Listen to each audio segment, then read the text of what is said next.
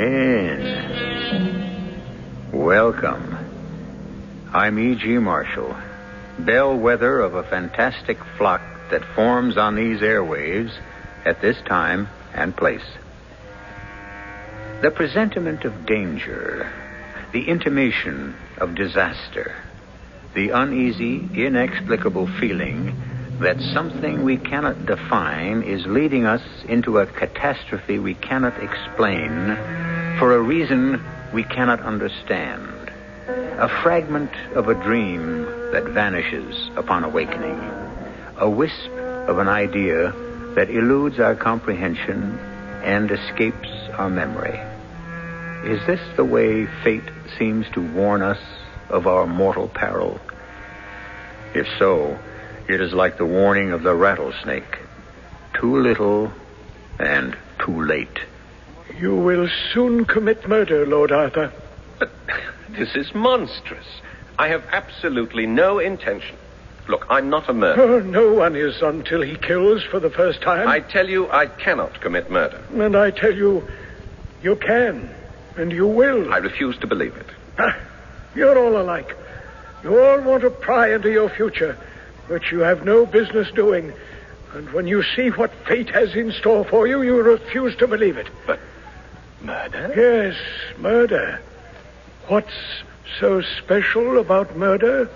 People do it every day.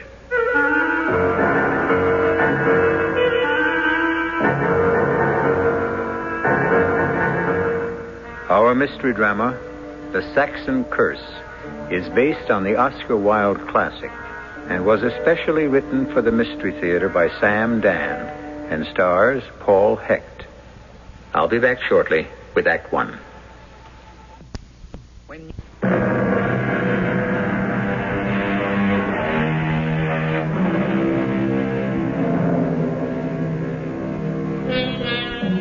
Today, things are tough all over.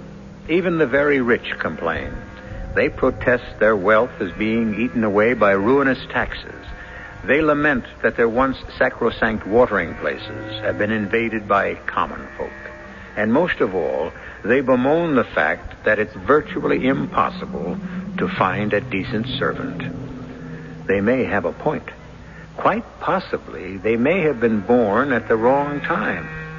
They should have lived, say, in England around 1905, when rank had its privileges, wealth had its license, and the common people knew their place. Our hero is the youthful Lord Arthur Savile, a golden boy who lives in a golden time. Well, you naughty fellow, why haven't you been to see me all this time? Dear Aunt Clem, I never have a moment to myself. That's because you spend all your time with Sybil Merton. I cannot understand why people make such a fuss over getting married. I assure you, I have not seen Sybil for 24 hours. As far as I can make out, she belongs entirely to her milliners. How are you feeling? Dear boy, as you well know, doctors are of no use at all. They can't even cure my headache. Unfortunately, these wretched headaches seem to run in the family. You know the legend. There's an old Saxon curse leveled against one of our ancient Norman ancestors. Poppycock. You must come into the drawing room. I have a most interesting company. Oh, I didn't know you were engaged. Well, you needn't try to fit me in. I have Sir Matthew and Lady Reed. Sir Matthew Reed? He's the president of the Royal College of Physicians. Elected by mistake, I was told. But surely so distinguished a physician could come up with a cure for your headache. The more distinguished the physician, the more elevated the fee. And, of course, you must meet Professor Septimus Podgers. Professor Septimus Rogers? Podgers. Well, now, who is... You haven't heard of Septimus Podgers? But everyone knows Septimus. Except me. Professor Podgers is a celebrated chiromantist. What is a chiromantist? One who reads hands. Oh, a gypsy. Professor Podgers is a man of science. Oh, really? I must introduce you. He tells fortunes, I suppose. And misfortunes, too. Next year, for instance, I am in great danger. It's all written on my little finger. The palm of my hand. I forget which. But aren't you tempting Providence, Aunt Clem? My dear Arthur, surely Providence can resist temptation by this time. Now come. You must come in and meet my remarkable Mr. Podgers.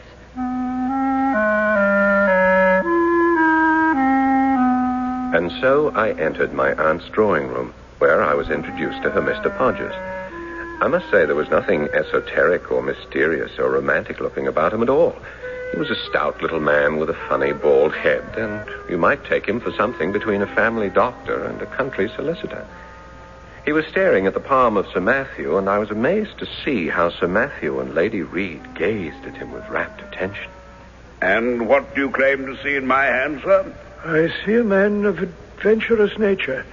You have taken 4 long voyages in the past. By George, so I have. You were shipwrecked once. Amazing. You have a passion for collecting curiosities. But everyone knows that. It's been in the paper. Arthur, dear boy, do not interrupt. I see in this line, the health line, a secret. Sir Matthew, you had a serious illness between the ages of 16 and 18. Now, how the devil would you know? Well, it's all written here. Extraordinary. The man is uncanny. And now, Professor Podgers, my nephew, Lord Arthur Savile, is anxious to have his palm read. No, I'm not exactly. Oh, have him do it, Arthur. It's like someone opening a window in your mind. I'm not sure those windows shouldn't remain closed. Perhaps the boy's afraid. Oh, I'm not afraid. Professor, as you can see, young Lord Savile is dying to have his hand read. Don't tell him he's engaged to the most beautiful girl in London, because that news has already been published in the Morning Punch. May I examine your right hand, Lord Arthur? Well, if you insist. He touched my hand, and it was as if a galvanic current ran through my body. Something happened. I don't know what, but I do know this. Suddenly, he no longer seemed to be a somewhat ludicrous, fat little man. I felt I was in the presence of great power, authority. A shudder passed through me, and I was frightened to see that the shudder also passed through him. Beads of perspiration broke out on his bald skull like a poisonous dew, and his fat sausage-like fingers grew cold and clammy. And I knew fear, real fear, for the first time in my life.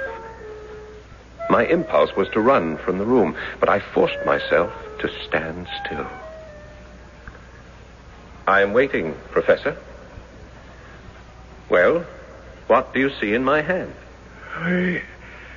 I see the hand of a charming young man.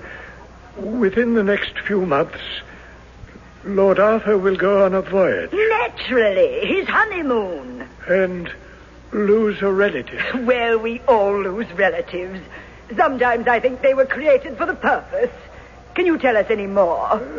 No, Lady Clementine. That's all I can see. I was furious with myself. What was this feeling of terror that had suddenly come over me? Why had I permitted myself to be frightened by some unwholesome charlatan? But was he a charlatan? Is it possible that written on my hand is some fearful secret of sin, some blood-red sign of crime? Is he gifted with a power to read it? Why do I feel now that some tragedy hangs over me? I waited for a chance to take the man aside for a moment. What is it, Lord Arthur? I must insist on your giving me a straightforward answer to my question. What makes you think I saw anything in your hand, Lord Arthur? I know you did. I'm afraid you're mistaken. All right, how much do you want? I saw nothing. How much do you want? How much do I want? This is how you earn your living, isn't it? Professor Podgers, I want... Oh, no, please, Lord Arthur. Lady Clementine will be quite angry with me if I keep her... Whatever it is you saw, Professor, I have a right to know. But I didn't... I'll give you £50. No, sir, I do 100. not sell my... £100. Now, listen, where can we discuss this? You may find me at 30 West Moon Street. My hours are from 10 to 4. What was wrong with me? Wasn't it obvious who he was? A preposterous trickster, a ridiculous quack. Yes, it was obvious. But it didn't matter, because he was an instrument designed to pierce through the fog of the unknown and reveal my destiny. What had he seen in my hand? I need not tell you there was no sleep for me that night. Promptly at 10, I presented myself at 30 West Moon Street, a thoroughly unimpressive house in a completely nondescript neighborhood. The professor himself looked even shabbier in the daylight. He took my hand in both of his, and once again that same electric shock charged through my body and through his body, too. His eyes closed. His teeth seemed to chatter. Suddenly he dropped my hand. Murder. What? Murder. I see murder. What do you mean, murder? Am I going to be murdered? No. You will be the murderer. Now, see here, Professor. And you asked me... This is what? This is monstrous. Murder? I'm not a murderer. Oh, no one is until he kills. Now, how can you sit there and tell me such... Such what? It's the truth. I'm not the kind of person who... Why didn't you leave it alone? I tried to discourage you. I tell you, I cannot commit murder. And I tell you that you can, and you will. Who am I going to kill? I don't know. Your murder line stopped short. Oh, will I kill more than once? No. There is only one murder in your hand. And will I be caught? No. How can you be sure? Because I see no line of retribution in your hand. Then I'm to get away with it. Yes. Because you will obviously have chosen your victim carefully and planned your murder skillfully and executed your killing flawlessly. Carefully, skillfully, flawlessly. How? What do I know about murder? Oh, you will learn. After all, Lord Arthur, necessity has always been the mother of invention.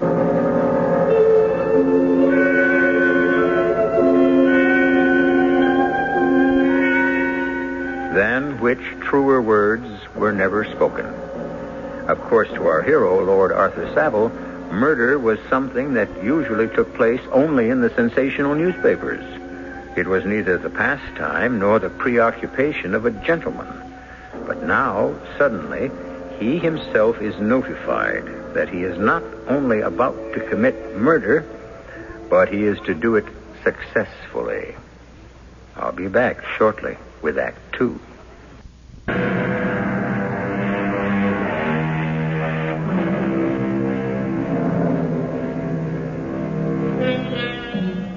Murder will out, said Chaucer. Murder cannot be hid, said Cervantes.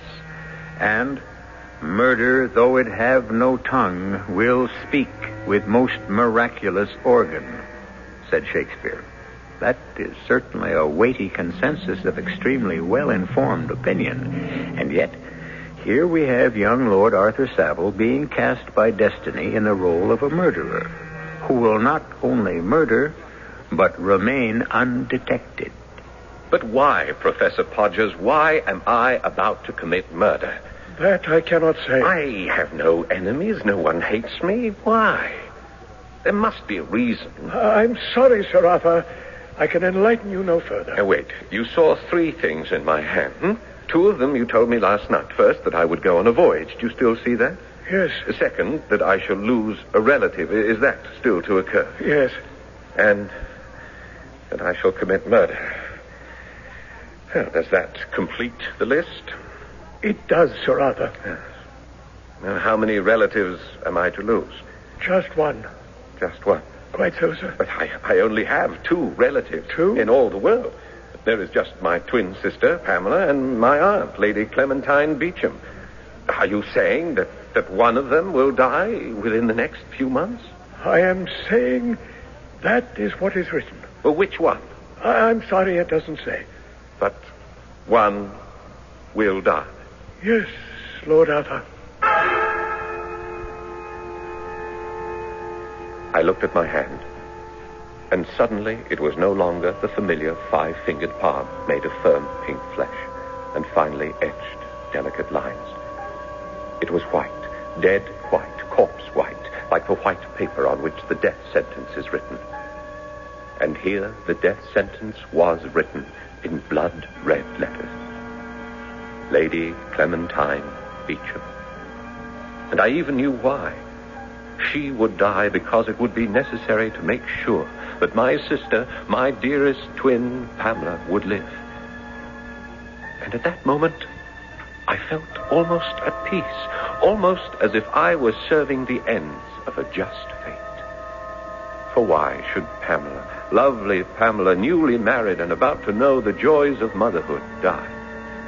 Why shouldn't I make sure of her love? Aunt Clem. Surely a woman of 80 could have no complaints. I was able to smile.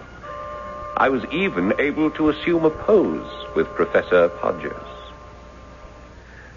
Professor, I believe I owe you £100. May I write you a check? If it's convenient, Lord Arthur. Oh, here we are. Paid to the order of Septimus Podgers, and so forth. £100 is cheap enough for such capital amusement. Amusement? Yes, and quite ingenious. I enjoyed every moment of it. But I assure you, Lord Arthur, what I saw in your hand is the absolute truth. Yes, I dare say. Remarkably good show. I trust you're available for future entertainments, parties, and so forth? I am always at your lordship's service. And so I was committed to the killing of my Aunt Clem. But how to go about it? Direct physical violence was out of the question. I simply could not see myself assaulting my aunt. I would feel like a fool. That left one way. Poison. But what did I know about poisons? Nothing. But Sir Matthew Reed, the famous physician, was a family friend, a member of my club. He lunched there daily, as I did. It would be a simple matter to join him. I say, Arthur, that cop seems a bit underdone. Well, it's what comes of having a French chef. Yes, joining him for lunch was no problem. But how could I get him to talk about poisons? It was hardly a luncheon topic. But imagine my amazement when suddenly, after his second glass of port... Speaking of poisons, Arthur... What? I wasn't aware that we were speaking of poisons, Sir Matthew. Well, I was thinking of poisons, so it's the same thing. Yes, sir. Remarkable case in the newspapers. Read about it? No, sir. Fella did away with his wife. Yes, sir? Botched it. Is that so? Chap was married 50 years, fell in love with a younger woman, had to get rid of the old one.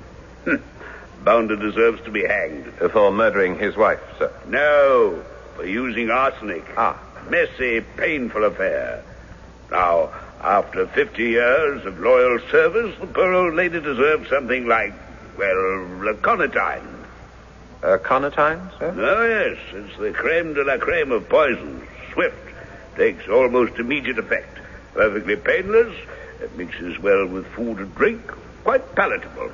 Is that so? Arthur, you must promise me something.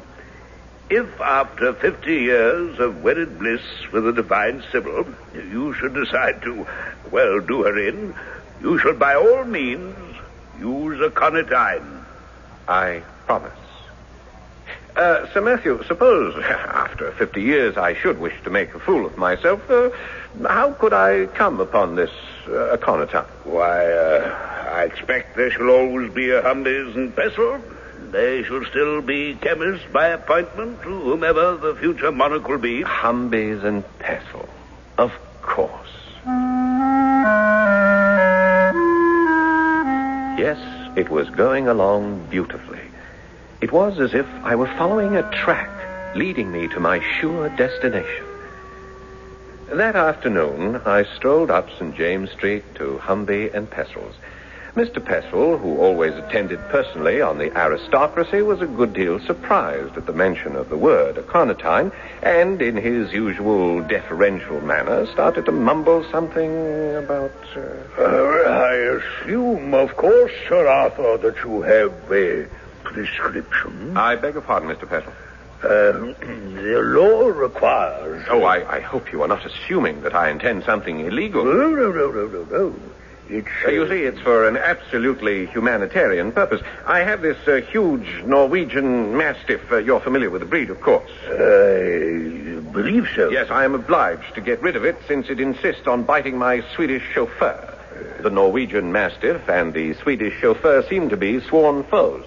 There is no possibility of a peaceful solution. It's tragic. Yes, sir. Since Norwegian Mastiffs are plentiful, whereas Swedish chauffeurs are rare indeed. I think I understand, Lord Arthur. Thank you, Mr. Percival. Powder form is best, and a pinch in the dog's lunch or beverage. Ah, you are a man of great heart and understanding.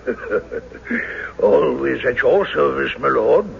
And may I compliment you on your remarkable knowledge of toxicology. Was it only last night that I had met Septimus Podgers for the first time? Was it only this morning that he revealed the awful secret of my hand? Was it only this noon that I had lunch with Sir Matthew and discovered the aconitine? And has it been only 10 minutes since I walked out of Humby and Pestles with the poison in my pocket? Yes. What did Podgers say? I would execute this murder carefully, skillfully, flawlessly. Now, let me see. How shall I administer the aconitine to dear Aunt Clem? This could be a sticky business, and the entire project could founder. But it was remarkable how clearly I was thinking. How I was suddenly seized by the most happy inspiration. Why haven't you been to see me all this time? Dear Aunt Clem, I was here last night. A likely story. You take advantage of my failing memory. How are your headaches, dear Aunt Clem? I would rather not discuss the wretched things. I have brought you a cure for your headache. There is no cure, dear boy. It's an ancient Saxon curse. No, but you must try this cure, dear Aunt Clem. It's proof against Saxon curses. Why do you say that? Because it was invented by an American. I assure you it's a perfect cure. You must promise to try it. It comes in this little box. The box is charming, Arthur. It's made of silver. Open the box. Carefully. It contains a powder. Take a pinch in a little bit of wine. Well, try it right now. Oh, good heavens. No. You must do nothing of the kind. You see, this is a homeopathic medicine. If you take it without having a headache, it may do you no end of harm. Wait till you have one and then try it. You will be astonished at the result. Oh, I should like to take it now. The fact is, though I despise doctors, I adore medicines. However, I shall wait for my next headache. Oh, when shall that be? Well, I hope not for a week. I never know. But you're sure to have one soon. Oh, how sympathetic you are today, Arthur. Really, Sybil has done you a great deal of good. But now you must run away. I am dining with some frightfully dull people. If I don't get my sleep now, I shall never be able to keep awake during dinner. Well, goodbye, dear Aunt. Goodbye, dear boy, and thank you so much for the American medicine. Give my love to Sybil.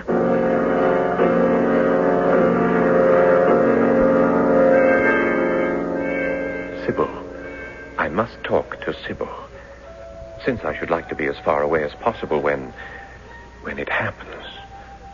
Of course. That's the voyage Podgers saw in my hand. I must take my leave of Sybil. But it's a month before the wedding. What excuse can I make? My dearest, I have a confession to make. A confession? Oh, no. Is it something serious? Oh, yes, it must be serious. Else why would it be a confession? I am willing to release you from your vow. Oh, this is... I have not told you everything. You haven't told me everything? What have you withheld? My dearest, I am a victim. A victim? A victim of fate? Of circumstance? Neither.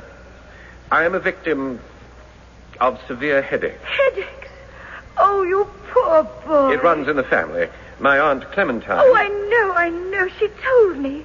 There's an ancient Saxon curse. And so, you see, since you were unaware... No, I love you despite your headaches.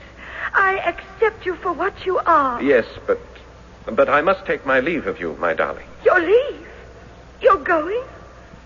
You're leaving? You will desert me? I'm going to Vienna. Vienna?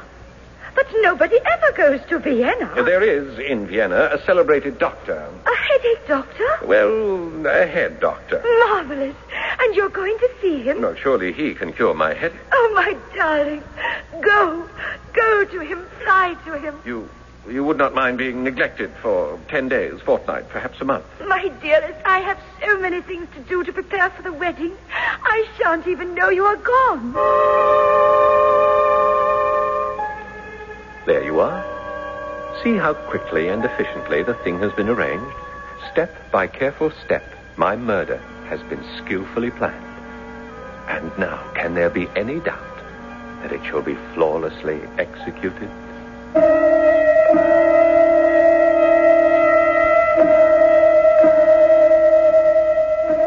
And he's only an amateur. And this is only his very first attempt. So it only goes to prove that each of us has a hidden facet, an unknown talent, an ability that's kept secret even from ourselves. Does this mean that murderers are born, not made? Or does it prove that murderers are made, not born? Whatever it means, someone is going to be killed just as soon as I return with Act 3.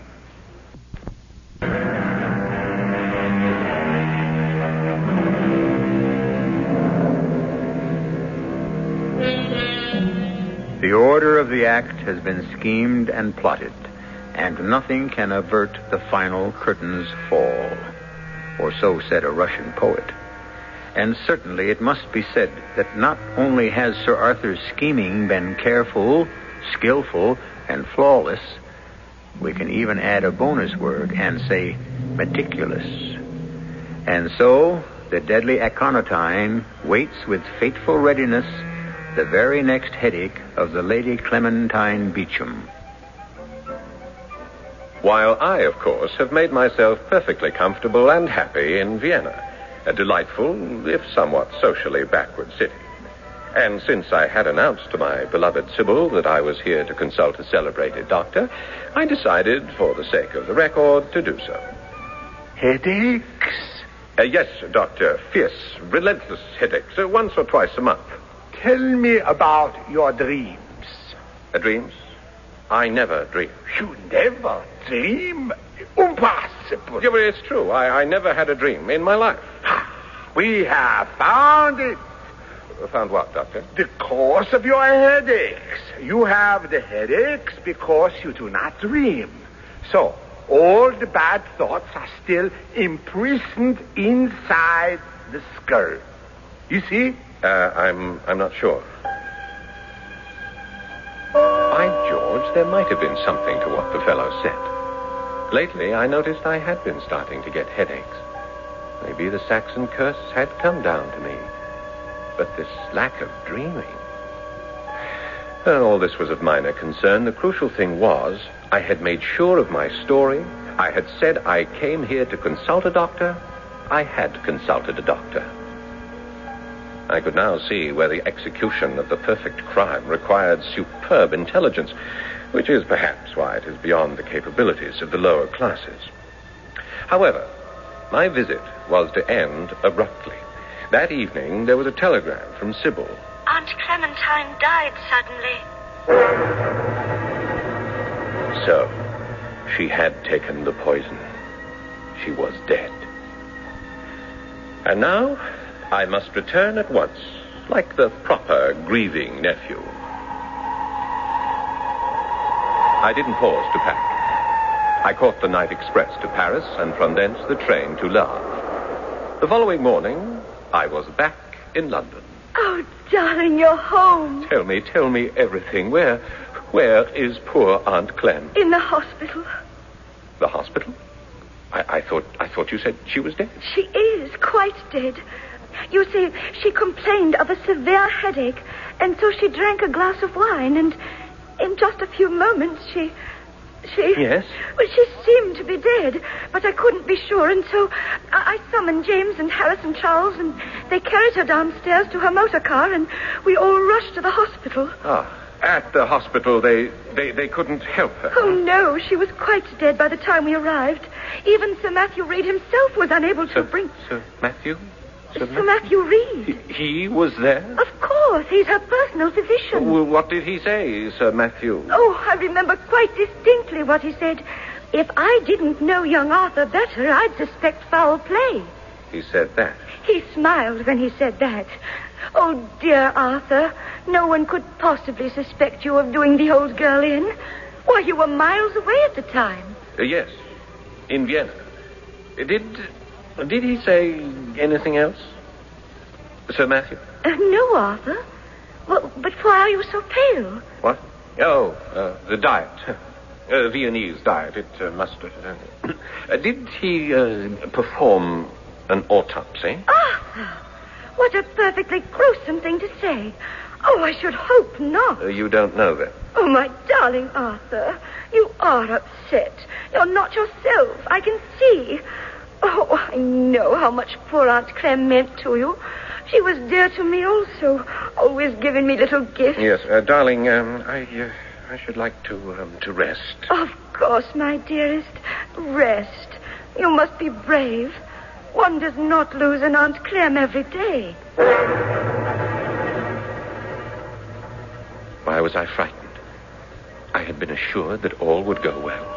There would be no retribution, that the killing would be carefully, skillfully, flawlessly executed. It was, wasn't it? Why was I so apprehensive? Podgers had assured me. Podgers. I must see him again. I must hear it from his lips again. He must read my future again. He must tell me that I shall not be caught. I rushed to West Moon Street. Here now. What you pounding on the door for? I'm looking for Professor Podgers, Septimus Podgers. Is he in? Oh, yeah, he's in. Well, then why doesn't he answer? Well, sir, you asked, is he in? And he's in, all right, but he ain't in there. He's in jail. In jail? Oh, yeah. They come and carted him off about a week ago. Jail? Yeah. He had a bit of a confidence game. Get people to do all sorts of things and swindle them out of their money. How much did he take you for? Well, kiss it goodbye. You'll never see it again. I knew it. I knew he was just a common charlatan and thief. But he had the gift. The gift of what? Prophecy.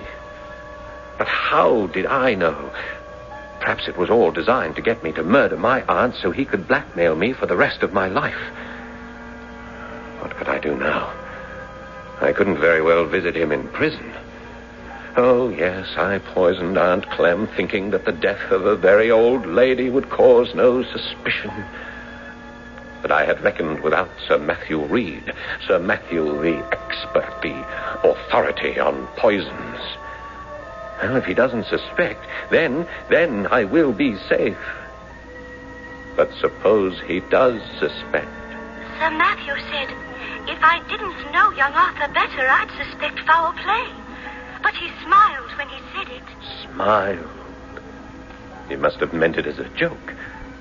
Oh, does he or does he not suspect? Why didn't it occur to me that I would inherit Aunt Clem's entire estate? Oh, that could set tongues wagging. Did Sir Arthur perform an autopsy or didn't he? Does he intend to or doesn't he? How can I find out? I must find out. I'll corner him at the club.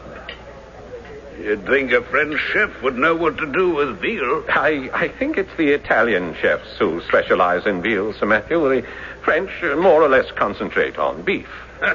Comes of relying on foreigners. Damn shame about your Aunt Clem. Yes. What do you suppose was the cause of her death? I don't know. I can't be sure. Do you contemplate doing an autopsy? A lady of that age? Well, she can die for any number of reasons. Resistance low, heart not too strong, Old people die because they simply give out. Yes, and she simply gave out. That has been my initial diagnosis. However... What is it, Sir Matthew? Just talking to you has raised a rather interesting point. What did she die of, specifically? Well, does it matter? In science, everything matters. That was a good idea of yours. Idea? What idea? That I perform an autopsy? I did.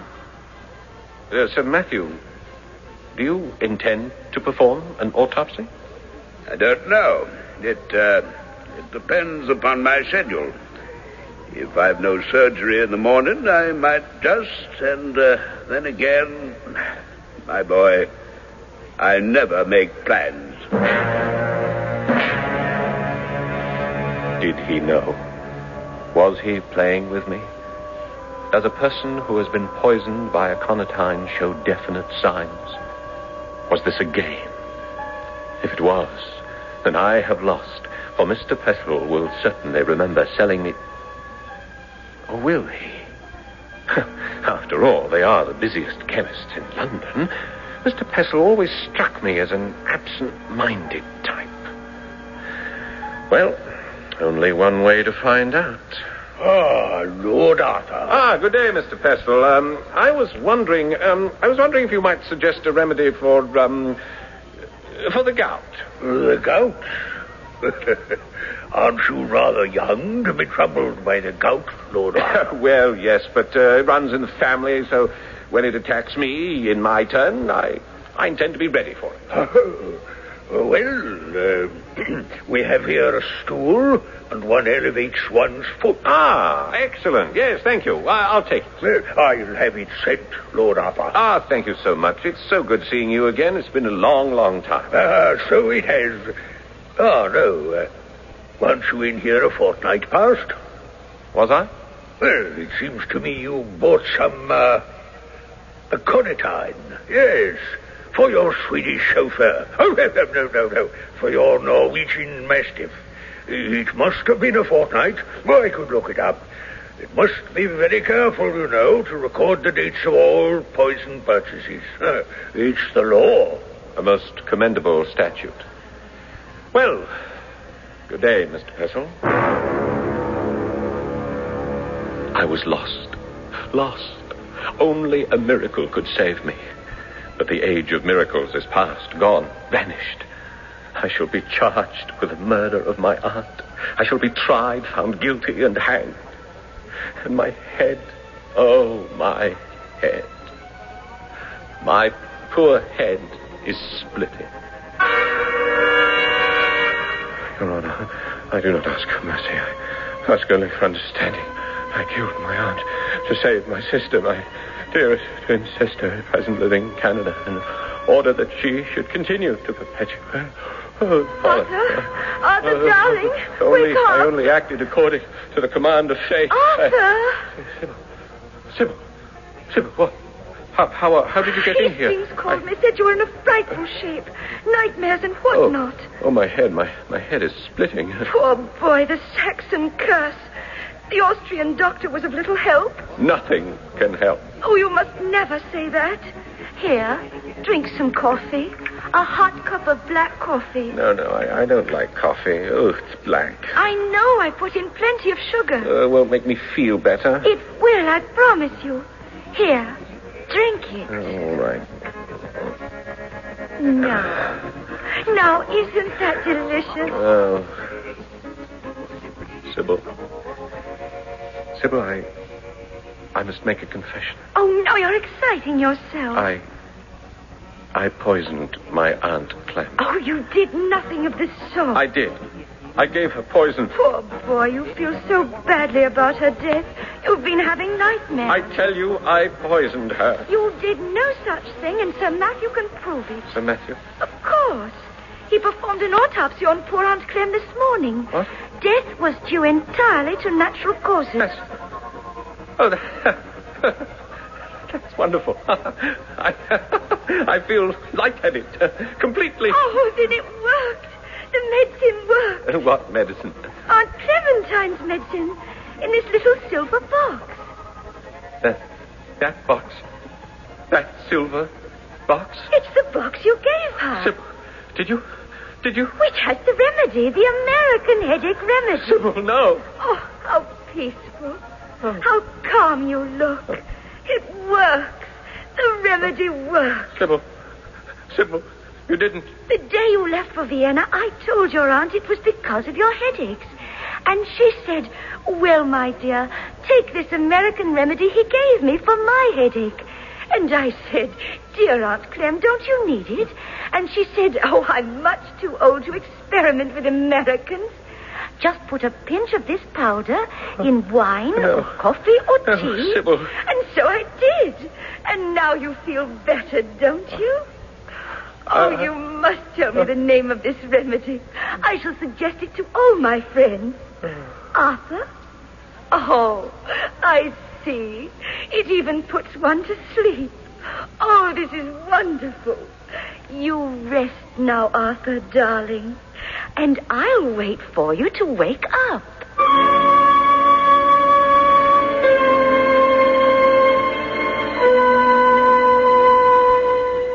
As you might assume, she had a very long wait. Well, whatever you want to say about Professor Podger's prediction, his 3 basic forecasts did come true. Lord Arthur lost a relative. He did go on a voyage. And there was a murder.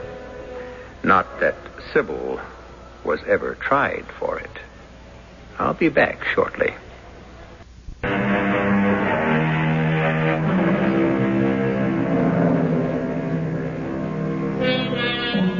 Consider the word written.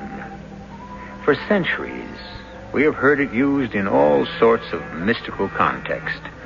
It is written in the stars. It is written in the wind. It is written in our fate. It is written in our palm. It is easily dismissed as the meanderings of the imagination, but certainly something must be written somewhere. There must be some sort of written plan. Else, how do you account for the fact that we human beings make the same mistakes over and over and over again? Our cast included Paul Hecht, Catherine Byers, Court Benson, and Guy Sorrell. The entire production was under the direction of Himan Brown. And now, a preview of our next tale. You see it, too? See what? That face. That face. That face, which is not mine. Oh, no. The face I see always instead of my own. My dear man, no. I see you. Only you. It was your face I described as I saw it, none other. Look again. Look in the glass again. Tell me what you see. Whose face is there? Why, yours, of course. Now tell me, whose face do you see? His. Only his. Always his. Always his. His. Always his. This is E.G. Marshall inviting you to return to our Mystery Theater for another adventure in the macabre.